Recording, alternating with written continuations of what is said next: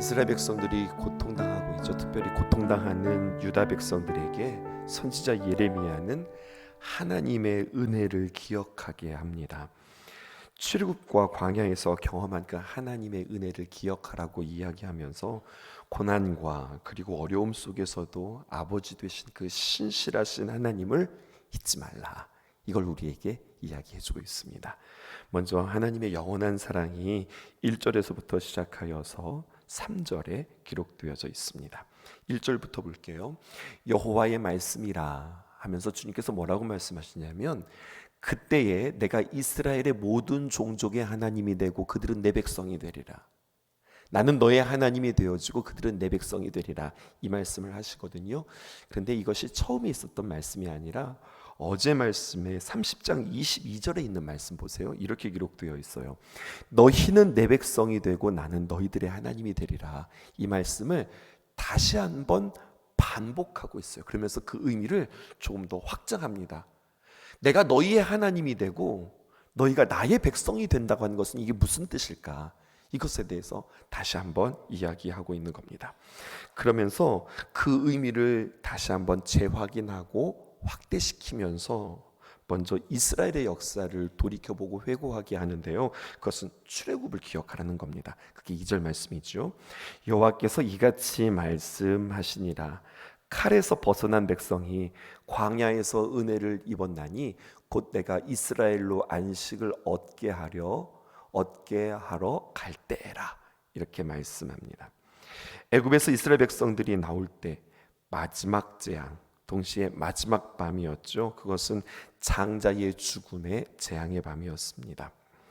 애국 백성들이 그 재앙과 죽음의 밤에서 나온 것을 오늘 성경은 뭐라고 표현하냐면 칼에서 벗어난 백성이다. 이렇게 이야기해요.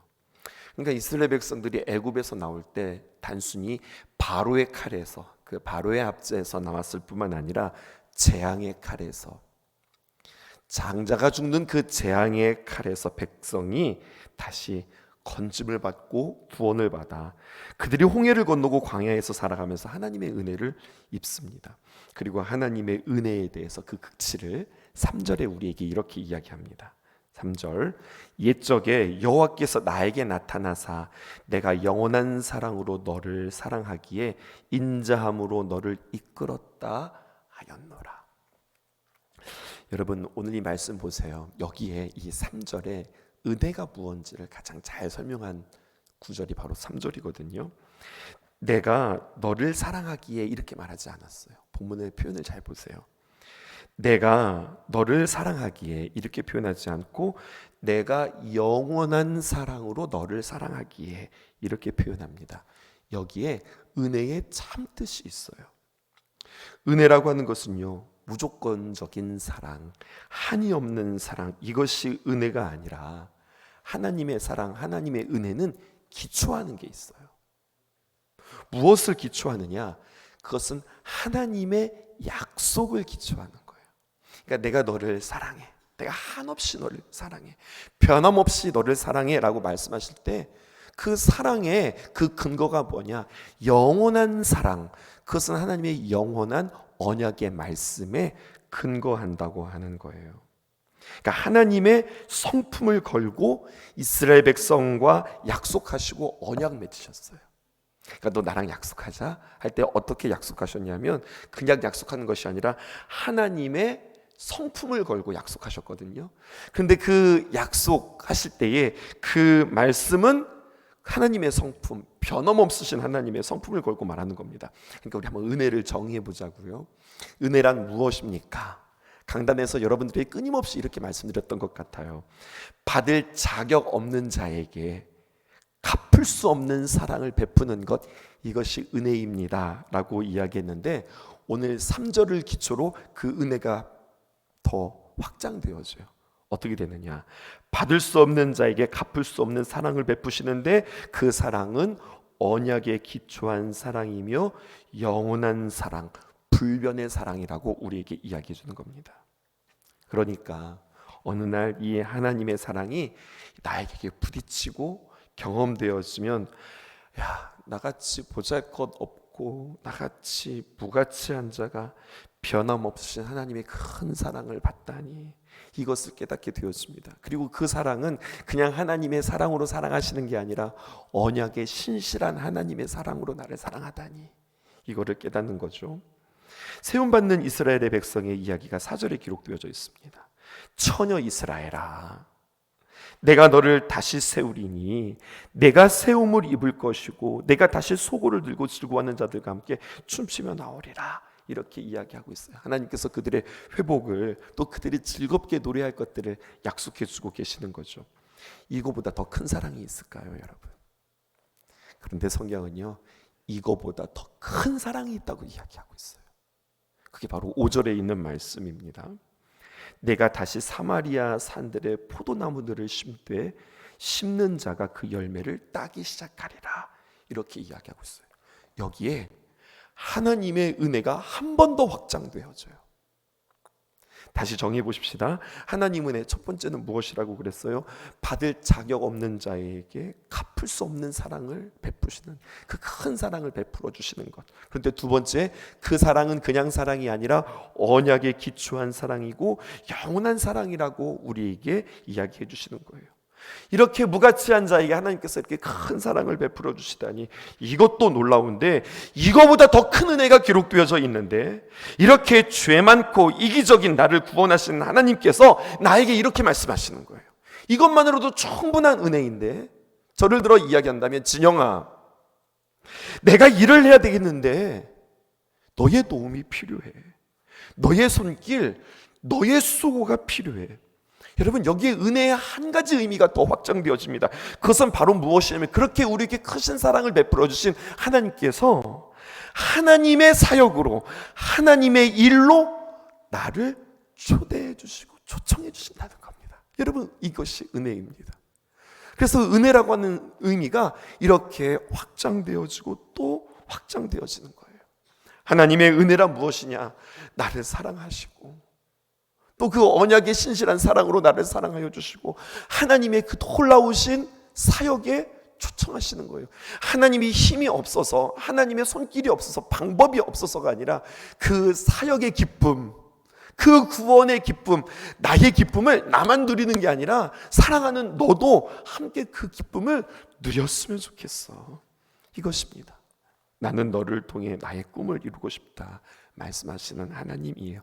이게 하나님의 은혜요, 하나님의 사랑입니다.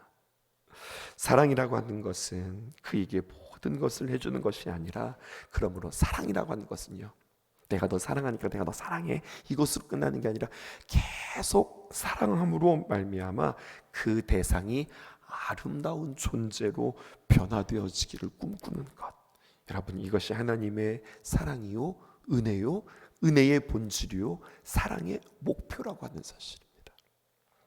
여러분, 이 이야기가 오늘 본문에 아주 많이 녹아져 있거든요. 4절에서 5절, 그 은혜가 어떻게 표현되어지는지 한번 볼게요.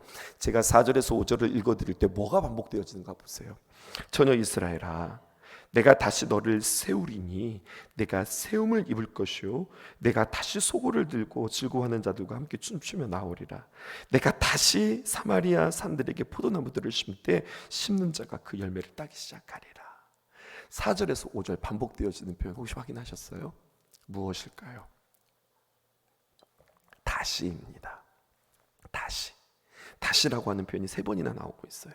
하나님이 이렇게 말씀하시죠. 처녀 이스라엘아, 내가 너를 세운다, 이렇게 말하지 않고 내가 다시 너를 세운다, 다시 너를 세우신다. 이것이 하나님의 놀라운 은혜의 기회인 겁니다.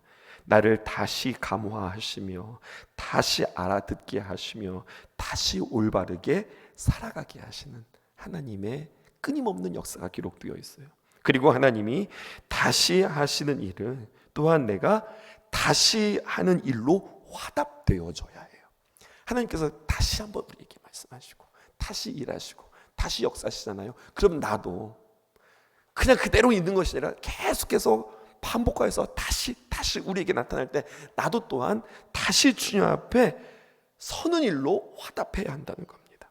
하나님께서 유다를 다시 세우시자 이제 유다가 다시 소고를 들고 즐거워하는 자들과 함께 춤추며 나올 것을 기대하고 계시는 거예요. 그리고 유다가 다시 사마리아 산들에 포도나무를 심게 되는 것입니다. 그러니까 다시는 하나님만 하는 것이 아니라 그 하나님의 다시 때문에 우리도 다시 한다, 이런 말인 거죠. 그러니 다시라고 하는 말은 또 다른 말로 표현하면 기회인 것 같아요. 하나님은 과거가 다 지나가도록 그냥 방치하고 내버려 두시지 않고 그 사이에 얼마나 반복하면서 나를 다시 세워주시는가. 하나님은 현재가 다 흘러가도 내버려 두시지 않으시는 거예요. 그 사이에 여전히 다시 나를 세워주시는 하나님의 역사가 기록되어져 있습니다. 오늘도 보면은 4절에 이렇게 표현되어지고 있어요. 처녀 이스라엘아. 여러분, 처녀 이스라엘은 누구를 뜻하는 걸까요? 구원의 회복의 기쁜 소식을 들은 백성들을 표현하고요. 여러분, 조금 더 좁게 보면은요, 이들은 놀랍게도 북이스라엘을 이야기하는 거예요. 이레미야는 지금 어디에다가 지금 예언을 하고 있죠? 남유다에다가 지금 예언을 하고 있는 거잖아요. 북이스라엘은 이미 멸망했어요. 없어요. 근데 지금 예언이 어디에 선포되어지고 있습니까? 북이스라엘이에요. 여러분들 매일 성경에 왼쪽에 해설을 한번 보세요. 1절과 3절 맨 위에 패러그래프에 보면 유다 백성만이 아니라 이스라엘 모든 종속의 하나님으로서 그들을 모두 자기 백성으로 삼겠다 하십니다. 이렇게 지금 해설하고 있죠. 무슨 말이냐면 이거예요. 북왕국, 우리 남유다는 몇 년도에 멸망했다고 그랬죠? 컴퓨터 기억하시라고 그랬는데 586, 주전 586년에 멸망했다면 북이스라엘은요, 그거보다 훨씬 먼저 722년에, 주전 722년, 숫자가 많으니까 나중에 멸망한 것 같죠. 근데 이게 지금 BC잖아요. BC니까 숫자가 많을수록 더 옛날인 거예요. 주전 722년에 멸망했고요. 이렇게 계산하시면 좋아요. 북이스라엘이 멸망한 지 120년, 그러니까 40년이 세 번 돌아오는 120년 만에 주전 586년에 남유다가 멸망했어요. 무슨 말을 하는 거냐면 이스라엘 백성들에게 40년이라고 하는 것은 굉장히 긴 세월이거든요. 근데 그 긴 세월에 곱하기 3 완전수를 해서 정말 긴 세월이에요. 북이스라엘이 멸망한 지 120년이 지나서 지금 남유다가 멸망하고 있는 그 끝자락에 남유다가 볼 때 지금 자기들이 코가 석자예요. 자기들의 코가 석자인데 그들이 볼 때 북이스라엘은 정말 한심한 지경이거든요. 폐허가 된 지 이미 오래전입니다. 120년이 지나서 이제는 자취조차 없고 이방 민족으로부터 여러분 피가 싹 다 섞여버렸어요. 공격한 지 120년이라고 하는 세월이 지났으면은요, 여러분 이것을 그냥 오랜 세월이다라고 생각하지 말고 이방 민족이 와서 그들이 통혼하고 결혼하고 자식이 낳고 자식의 자식이 낳아지면 이미 순수 혈통은 뭐 거의 다 섞였다고 봐야 되는 그러한 지경인 거예요. 이방 민족으로 피가 다 섞이고 그 다음 세대가 이미 장성하여서 터전을 잡고 살아가는 상황 속에서 가능성이란 정말로 없어 보입니다. 그래서 그들은 망했다고 생각하는 북이스라엘, 남유다가 생각할 때 우리도 크지만 북이스라엘 그건 없어진 지 오래야, 이렇게 생각하는 그들을 향하여서 하나님은 뭐라고 말씀하시냐? 나 그들을 잊지 않았어. 처녀 이스라엘아, 이렇게 이야기하는 겁니다. 바로의 칼이 구원하여서 광야를 지나 안식의 땅으로 들어가기까지 이스라엘에 베푸신 하나님의 그 일시적인 구원이 아니라 영원한 사랑에서 비롯된 사랑이기에 변하지 않는 하나님이 여전히 변하지 않는 그 죄로 말미암아 이스라엘이 바닥을 치고 있지만 그래도 회복시킬 거야, 이런 하나님의 약속의 말씀이 오늘 성경에 기록되어져 있는 거예요. 자, 제가 4절에서 5절 읽어드리면서 반복되어지는 표현 다시라고 하는 것을 여러분을 발견했다면 이제 제가 5절을 읽어드릴 테니까 이전에는 어떤 광경이 여러분들께 같이 오버랩이 되는지 한번 보세요. 제가 5절 읽어드릴게요. 내가 다시 5절입니다. 4절 읽어볼게요. 처녀 이스라엘아, 내가 다시 너를 세우리니 내가 세움을 입을 것이요 내가 다시 소고를 들고 즐거워하는 자와 함께 춤추며 나오리라. 그럼 무슨 생각이 나세요? 어떤 그림과 겹치세요? 맞습니다. 여러분, 이스라엘 백성들이 홍해를 건넌 뒤에 바로의 누이인 미리암이 말입니다, 춤추면서 그들이 출애굽기 15장에 보면 함께 구원하신 하나님을 노래하면서 함께 기뻐했던 모습이 떠오르지 않으세요? 읽어드릴게요. 출애굽기 15장 20절에서 21절. 아론의 누이 선지자 미리암이 손에 소고를 잡으매 모든 여인들도 그를 따라 나오며 소고를 잡고 춤추니 미리암이 그들에게 화답하여 이르되 너희는 여호와를 찬송하라. 그는 높고 영화로우시며 말과 그 탄자를 바다에 던지셨음이로다 하였도다. 그 미리암의 소고치며 춤추었던 그 시절, 홍해를 걸으면서, 여러분 바다가 그렇게 갈라지고 그들이 그 앞길에서 그렇게 걸어갈 것이라고는 상상치도 못했는데 그 기쁨, 그 구원을 너희에게 회복시키실 것이다. 하나님께서 이것을 말씀하고 있어요. 자, 5절 다시 한번 보십시다. 내가 다시 사마리아 산들의 포도나무를 심되 심는 자가 그 열매를 따기 시작하리라. 당연히 포도나무를 심었으니까 여러분 당연히 그 포도나무를 거두지요. 당연한 이야기가 남유다에게는 당연한 이야기가 아니었습니다. 여러분 아시죠? 전쟁에서 지고 바벨론이 여러분 이 남유다를 완전히 정복하면 승전국은 패전국에게 그들의 소산을 약탈해 가는데 오늘 성경은 뭐라고 이야기해요? 그러니까 그들이 열심히 포도를 지어 놓으면 그들을 지배했던 큰 강대국이 와가지고 싹 다 거두어 가는 거잖아요. 그러니까 예전에 그 사사기에 보면 기드온이 포도주를 어떻게 합니까? 그 틀에 들어가서 몰래 숨어가지고 그렇게 땄던 모습 기억나잖아요. 이게 당연한 게 아니라는 거거든요. 우리가 심었는데 우리가 그 포도의 소산을 거두어 그것은 샬롬입니다.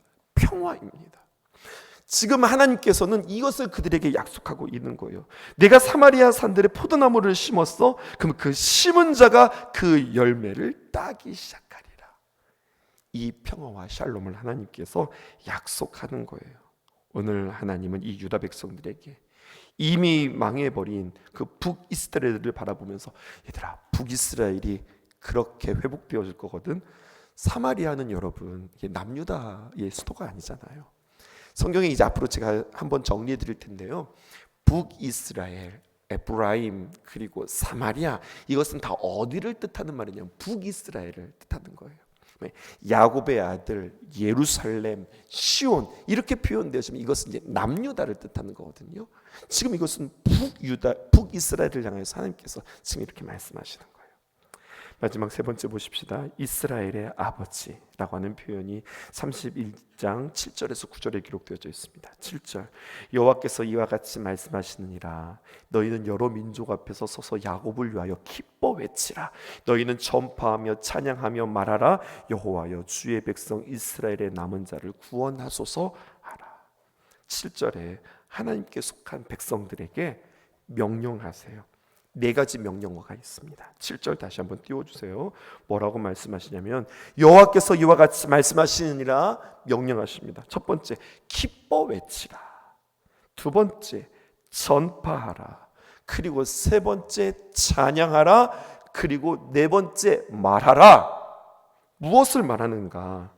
뭐라고 이야기하면 그 기원에 대해서 이야기하는데 남은 자를 구원하소서. 여호와여 주의 백성 이스라엘의 남은 자를 구원하소서. 이렇게 이야기하라는 겁니다. 여러분, 하나님의 귀한 은혜를 경험한 자들이요 하나님 앞에서 이 네 가지를 하는 겁니다. 우리는 상황을 본 것이 아니라 하나님을 바라보면서 우리는 기뻐 외쳐야 하고요, 그 하나님의 귀한 말씀을 전파해야 되고요, 찬양해야 하고요, 무엇보다도 하나님께서 구원하실 것입니다, 이것을 우리는 선포하고 그리고 말해야 되는 겁니다.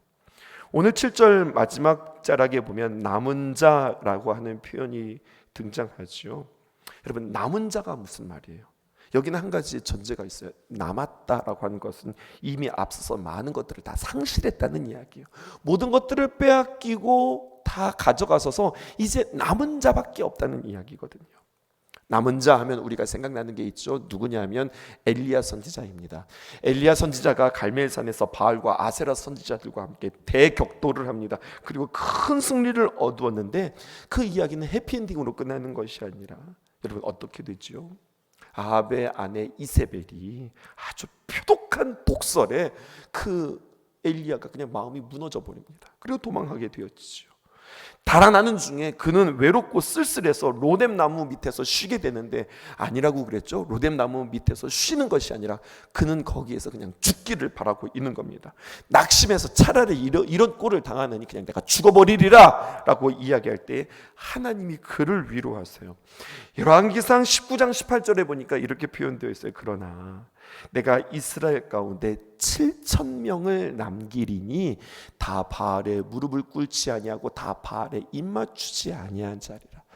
엘리야, 너무 낙심하지만 남은 자가 있어. 한두 사람이 아니다. 남은 자 7,000명이 있어. 그들은 너와 동일하게 바알에게 무릎 꿇지 아니하고 그들을 섬기지 않은 자들이 있다라고 이야기하는 거예요. 오늘 본문도 마찬가지입니다. 세상이 악이 득세하는 것처럼 보이지만 하나님께서는 하나님의 귀한 은혜 가운데 누구를 담아두었다는 거예요? 남은 자를 담아두었다는 거예요. 세상이 다 불의해도 다 불의 가운데 휘몰아치는 것이 아니라 남은 의로운 사람들이 있다는 겁니다. 이 남은 자를 성경에서는 한 그림으로 묘사하고 있는데요. 어떤 그림이냐면 여러분 구루터기라고 여러분들 아시죠? 뱅강 나무가 잘려져 있는 그 구루터기요. 그래서 아이고 저거 죽었다 싶은데요. 그 구루터기에 이렇게 싹이 나고 있는 모습. 이게 성경에서 말하는 남은 자, 구루터기의 그 남은 자의 어떤 형상화된 모습이에요. 우리는 강원도 사니까 여러분들 기억나시죠? 동해의 산불 사건 기억나시죠? 큰 나무들이 여러분들 싹 다 타고 새까맣게 탔잖아요. 제가 기억나는데 아마 그 동해 산불 그 화재가 있은 뒤에 어떤 사진 작가가 사진을 찍었는데 새까맸는데 그 다음 지나서 봄이 되었을까요? 그 새까만 모든 것들이 타서 벌판이 되어졌던 그곳에 빨간 진달래가 그 이듬해 봄에 이렇게 폈어요. 그래서 사진 작가가 그것을 이렇게 착 찍었습니다. 여러분 이 산불 났으니 다 죽었다, 이 산이 다 황폐됐다 생각했는데 싹 탄 줄 알았는데 거기에 또다시 희망의 진달래가 이렇게 피는 모습이 사람들로 하여금 큰 위로와 힘을 줬다고요. 참 감동이었다고요. 오늘 성경이 우리에게 뭐라고 이야기하느냐? 이런 이야기가 있구나. 이것이 아니라 우리 보고 주님께서 뭐라고 말씀하시는 거예요? 이 시대에 우리 성도들이 남은 자다. 이 남은 자들이 어떻게 해야 되는가?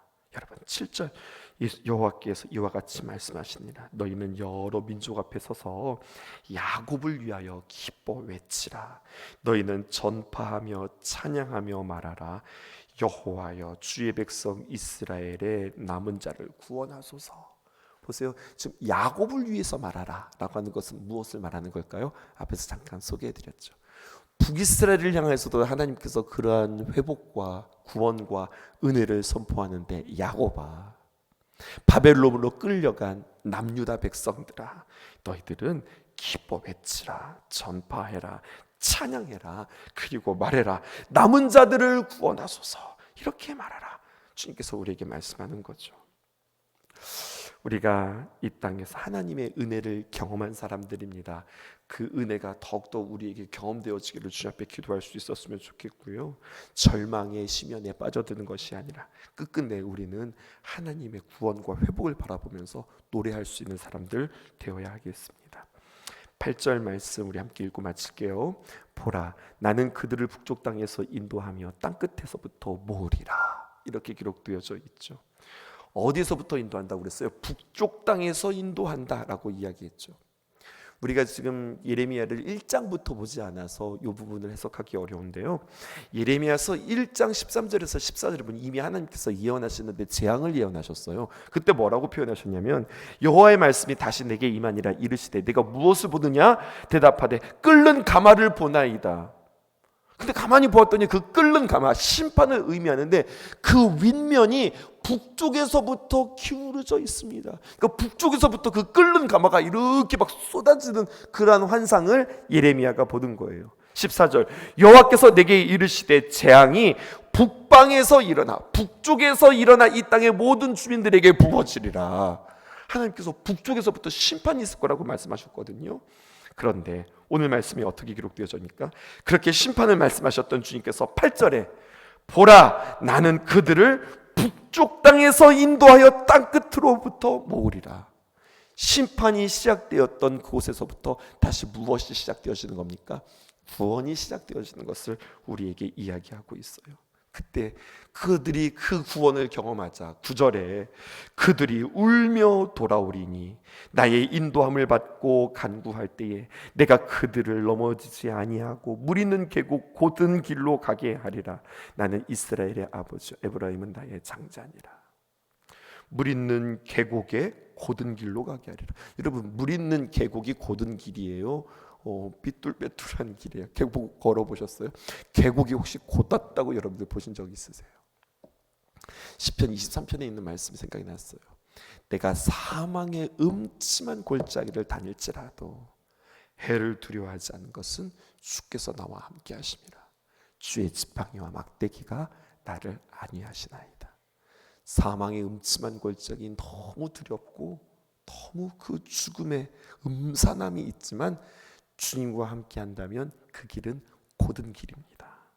마찬가지로 하나님 그들이 울면서 돌아올 겁니다. 여러분 누구에는 여러 가지 사연들이 있는 거잖아요. 슬퍼서 울고 또 죄악을 회개하는 애통의 눈물이 있고 야 이게 꿈이야 생시야 너무 졸아서 우는 울음도 있고 여러분 여러 가지 많은 눈물이 있을 텐데 이들이 울며 주님께로 돌아온 것은 감사의 눈물이요 감격의 눈물이요.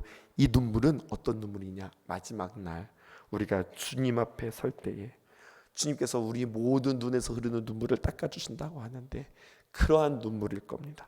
나를 회복시켜 주시고 나를 구원하신 하나님의 귀한 은혜.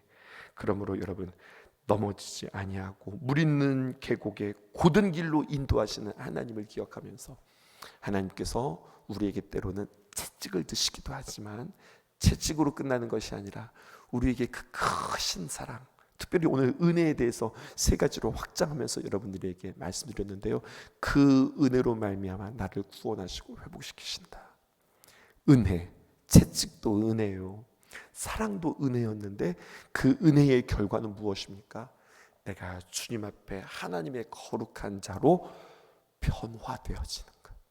이것이 결국 하나님의 사랑과 은혜의 최종적인 목적이구나 라는 것을 기억하면서 난 오늘도 주님 앞에서 하나님의 귀한 은혜를 덧입어 어떻게 변화되어질 것인가, 어떻게 새로워질 것인가 주님 앞에 각오할 뿐만 아니라 주님 앞에 간구하며 기도하는 저와 여러분들 되어지기를 주님의 이름으로 축복합니다. 기도하겠습니다. 하늘의 햇살 가득 아버지 사랑이 샬롬의 문을 여신의 저 방향 넘어 다시 약속의 땅으로 산소망 우리에게 주신 내 사랑을 모아 온 마음 가득 모아서 천국의 주 이름 누리며 살겠네. 그리운 예루살렘 따스한 시온 섬 위에 구름 드시고 우리를 보호하신 주 새로운 예루살렘 주께서 마음을 주셨네. 죄와 어둠 가시고 온 땅이 밝게 빛나네.